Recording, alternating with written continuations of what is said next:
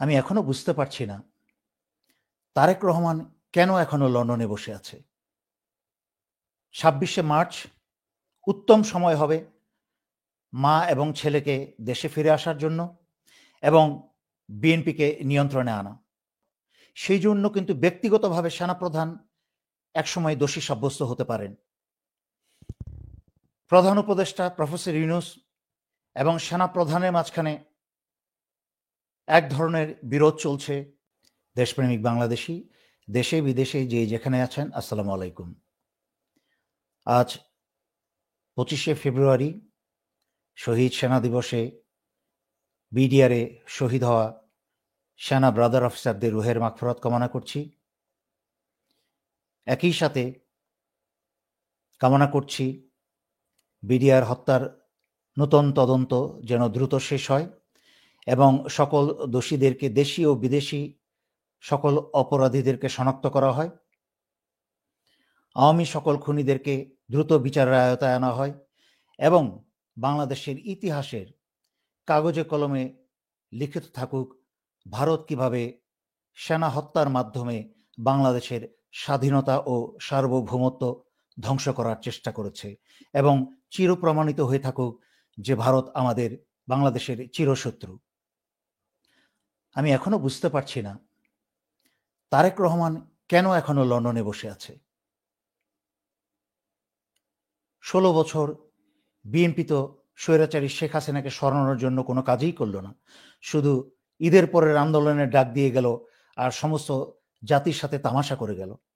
এখন তো এই তরুণ প্রজন্ম, এই নতুন প্রজন্ম নিজের জীবন দিয়ে দেশের স্বাধীনতা নিয়ে আসলো, স্বৈরাচারী শেখ হাসিনাকে বিদায় করলো এবং সকল রাস্তা পরিষ্কার করে দিল। তারেক রহমানের বিরুদ্ধে প্রায় সকল মামলাই উঠে গেছে, রাস্তা এখন পরিষ্কার। কেন উনি এখনো লন্ডনে বসে আছেন?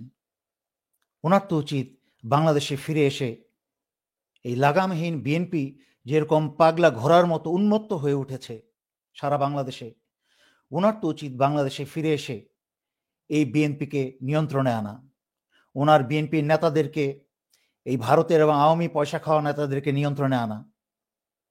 আর ওনার যদি এই কাজ করার সেই সাহস না থাকে, উনি বিএনপির নেতৃত্ব কি করে দেবেন? উনি বিএনপির বা দেশের প্রধানমন্ত্রী হওয়ার স্বপ্ন কিভাবে দেখেন? শহীদ জিয়ার পরিবারের সদস্য হলেই তো প্রধানমন্ত্রী হয়ে যাওয়া যায় না।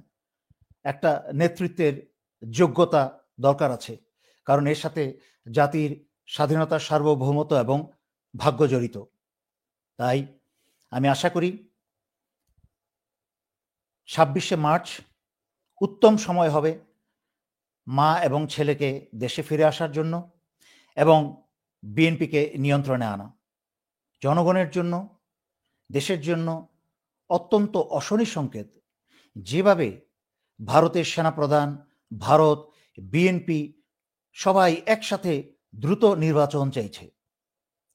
প্রথম কথা, এটা বাংলাদেশের আভ্যন্তরীণ বিষয়, এটা ভারতের কোনো বিষয় নয় বাংলাদেশে নির্বাচন কবে হবে। যদি তবুও বলতে হয় যে গত ১৬ বছর আওয়ামী লীগ যে নির্বাচন নিয়ে নাটক করল, ২০১৪ একতরফা নির্বাচন করে বিনা ভোটে অর্ধেকের বেশি সিট আওয়ামী লীগ দিয়ে দিল এবং ২০১৮-তে মধ্যরাতের ব্যালট বক্স পূর্ণ করার নির্বাচন এবং গত ৭ই জানুয়ারির নির্বাচন যে প্রহসনমূলক একদলীয় নির্বাচন, তখন তো ভারতকে আমরা কখনো বলতে শুনি নাই যে নির্বাচিত সরকার চাই বাংলাদেশে। সুতরাং মায়ের চেয়ে মাসির দরদ বেশি দেখাতে আসবেন না। বাংলাদেশের মানুষ জানে কি করে তার নিজের অধিকার বুঝে নিতে হয় এবং বিএনপি আর যদি অন্য কোনো ষড়যন্ত্রকারী দল থাকে, যেমন জাতীয় পার্টির জিএম কাদের, এই বেইমান, এই বাটপাটটার আবার মুখ খুলতে শুরু করেছে। তারা সংস্কার চায় না, তারা সংস্কার চায় না, তারা ভারতকে চায়, তারা ভারতের দাসত্ব চায়। একদিকে বিএনপি সংস্কার চাচ্ছে না এবং আমি মর্মাহত হই এটা শুনেও যে সেনাপ্রধান বললেন যে নির্বাচিত সরকার আসার আগে সেনাবাহিনীকে ধৈর্য ধারণ করতে হবে। ধৈর্য ধারণ করুন, ভালো কথা, কিন্তু আপনাদেরকে বিচারিক ক্ষমতা দেওয়ার পরেও আপনারা কেন জনগণের যান ও মালের নিরাপত্তায় আপনারা কাজ করবেন না? এটাও তো একটা অপরাধ। এটা সরকারের আদেশের বিরুদ্ধে যাওয়া, জনগণের স্বার্থের বিরুদ্ধে যাওয়া। সেই জন্য কিন্তু ব্যক্তিগতভাবে সেনাপ্রধান একসময় দোষী সাব্যস্ত হতে পারেন।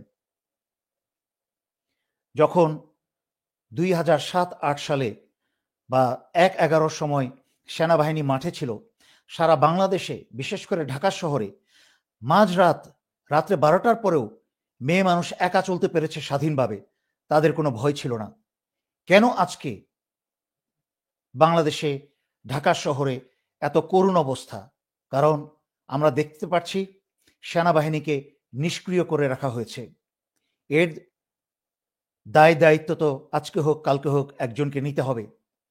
আপনি একার সিদ্ধান্তে সেনাবাহিনীকে ছোট করছেন, জনগণের বিরুদ্ধে সেনাবাহিনীকে দাঁড় করিয়ে দিচ্ছেন, যার খুব খারাপ পরিণতি হতে পারে সামনে দেশে।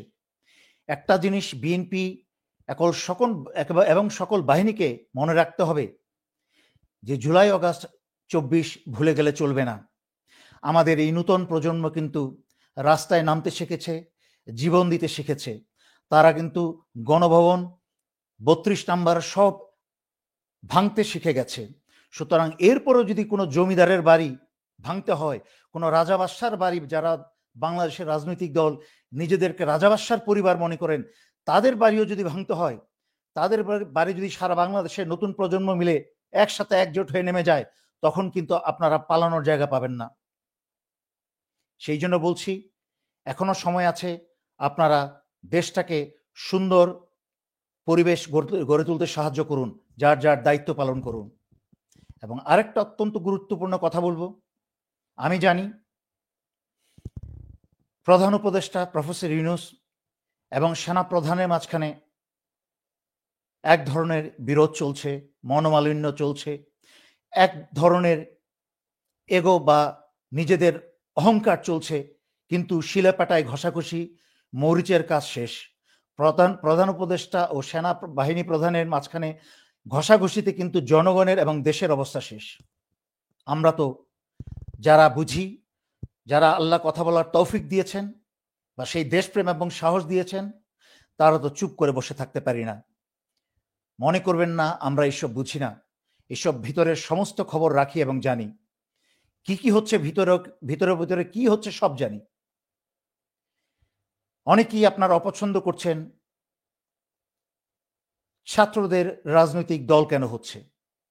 এতে তো সেনাবাহিনীর কোনো আপত্তি থাকার কথা না।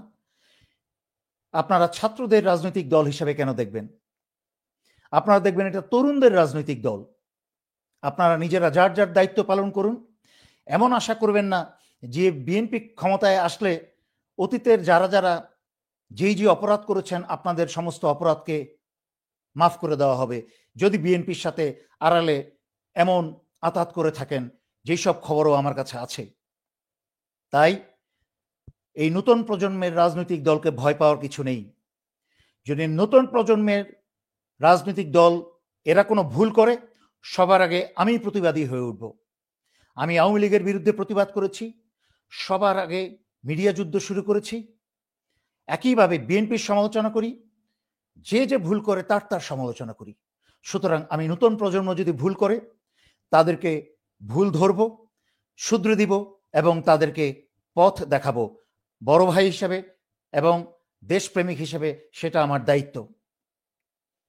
তাই আপনাদের মাঝখানে আল্লাহর ওয়াস্তে প্রধান উপদেষ্টার আশেপাশে যেই সকল উপদেষ্টা আছেন, জেনারেল হাফিজ আছেন, স্যার আপনাকেও আমি অনুরোধ করব, আপনার সাথে আমার কথা হয়েছে, আপনি অত্যন্ত ভদ্রলোক এবং আপনি চেষ্টা করেন, কিন্তু আরেকটু এই মুহূর্তে একটা অত্যন্ত জটিল সমস্যার মধ্যে দিয়ে দেশটা যাচ্ছে।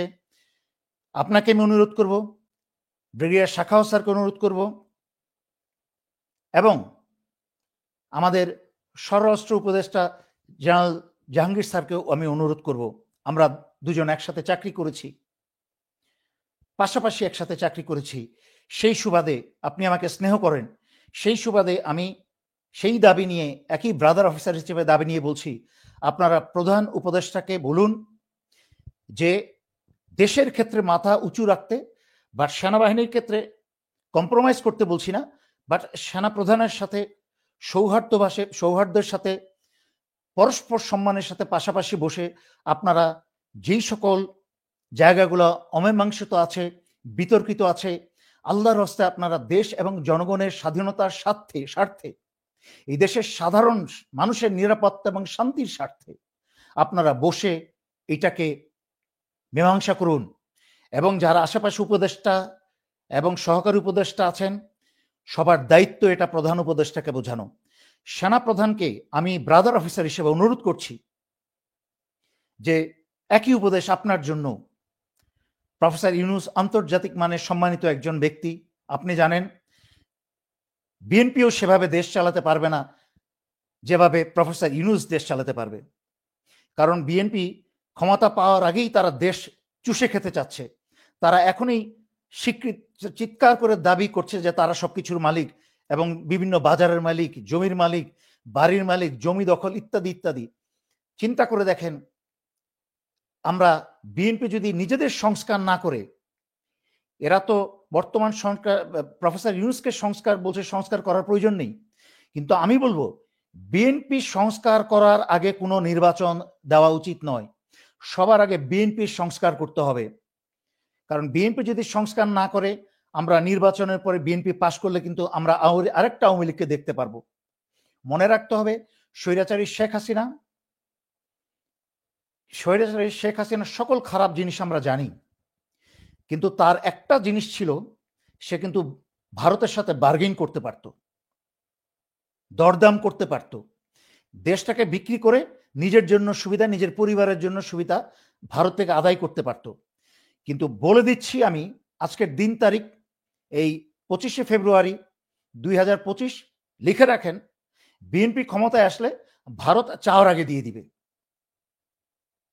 শুধু ক্ষমতায় থাকার জন্য। সুতরাং আমাদেরকে প্রতিটা পদক্ষেপে কিন্তু হুঁশিয়ার হতে হবে। সেনাপ্রধানকে, বাংলাদেশের বর্তমানে যারা চাকরিতে আছে, প্রতিটা লেফটেন্যান্ট জেনারেল, জেনারেল এবং senior officer, brigadier, colonel, major, সবাইকে সচেতন থাকতে হবে। আমরা কিন্তু এই দেশের নাগরিক। আওয়ামী লীগ কিন্তু ভারতে পালিয়ে আশ্রয় নিয়েছে, আপনারা কিন্তু সবাই পালাতে পারবেন না। আপনারা দেখেছেন গত 16 বছর কত অসহায় ছিলেন আপনারা। নিজের স্বাধীন দেশে ভারতের বসে আপনাদেরকে আদেশ দিত, নিজের ব্রাদার অফিসারদেরকে তুলে নিয়ে হিন্দিতে গালিগালাজ করে তারা মারপিট মারধর করতো আয়নাঘরে। সুতরাং আপনাদের সেই দিন কিন্তু আবার ফিরে আসবে যদি দেশ আর জনগণের সাথে বেইমানি করেন। তাই সেনাপ্রধানকে বলছি, আপনি নিজেও অসুস্থ, মানুষের দোয়া নেন, মানুষের বদদোয়া নিয়েন না। ইহকালে এবং পরকালে খারাপ অবস্থায় থাকবেন, আর যদি দোয়া নেন তাহলে ইহকালে পরকালে সম্মানের সাথে থাকবেন ইনশাল্লাহ। এই বলে কথা লম্বা না করে আমি আজকের জন্য এখানেই শেষ করতে চাচ্ছি। ধন্যবাদ। আসসালামু আলাইকুম।